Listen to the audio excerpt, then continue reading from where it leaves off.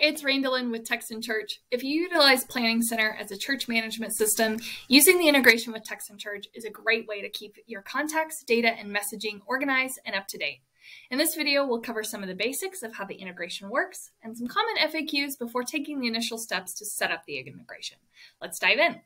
The integration is with Planning Center People's List feature, Planning Center Groups, and Texan Church Groups.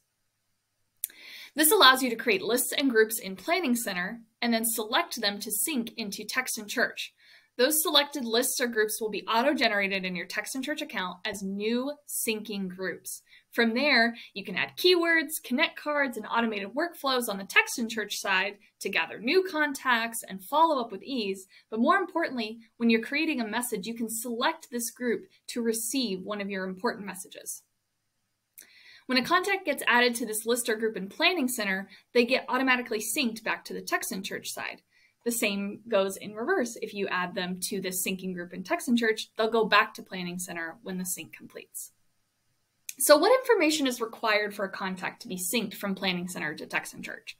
So we can sync the first name, last name, mobile phone number, and email address of records to and from Planning Center and Texan Church. In order for a record to be synced, though, they must at minimum have a valid email or mobile phone number marked as primary on their Planning Center record. How are duplicates handled? Within Texan Church, email addresses and phone numbers cannot be shared between contacts. This would result in you having duplicate messaging, which can easily lead to your emails and texts being filtered as spam. If two contacts share the same information or are attempted to sync into Texan Church, only one will be synced and the other will be designated as a duplicate. I'll add a link below where you can learn more about sync failures, but those will be listed here inside the Texan Church sync log. You would see these failures and a note about why a certain person couldn't be synced. What about opt-outs? How are those handled? Anytime your people reply with stop to opt out of text messaging, this will automatically opt them out inside of Texan Church. That opt-out won't go back to their Planning Center record. If a record is marked as inactive in Planning Center, the record will not be synced into Texan Church. What about child records? If a Planning Center record is designated with the child status, it cannot be synced into Texan Church. You'll want to make sure that your Planning Center lists and groups that sync into Texan Church only contain the actual adult contacts you want to communicate with. It's not recommended to sync an everybody group that could possibly contain child records, since you wouldn't be able to communicate with the child, but the parent instead. This would result in the child records being flagged as sync failures, again here in the sync log. You can manually add child records as needed, like youth who are in that transition phase, but what we recommend is creating a group with a keyword and letting your youth text in to join that so that you have record of their opt-in. Where should I edit or delete records? You'll want to do those editing of their records, like their name changes, mobile number changes, anything like that, over on the Planning Center side and let it sync to their record here in Texan Church. How often can I sync?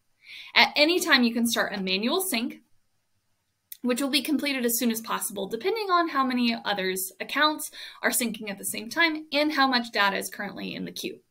You can set each of your groups to sync nightly, or weekly, or even monthly. So let's take a look at how to set up the integration. Here inside of Texan Church, I'm managing it. I'll sign into Planning Center during the first step, and under step 2, I select which lists and groups I want to sync into Texan Church. Then I can choose if I want that list or group to refresh daily, manually, weekly, or monthly, and then the specific frequency of that monthly sync, or weekly. Or if I want it to be manually, then I could just choose to update this list manually through the sync by clicking Sync Now. On the next page, I can begin sync. You'll want to make sure you have this permissions enabled. Otherwise, your records won't be opted in and they won't receive any text messages that you try to send them. If your people have given you their contact information through verbally, through email, through pen and paper, they are consenting to receive that communication. They are wanting you to contact them. So make sure this permission is enabled before you begin your first sync.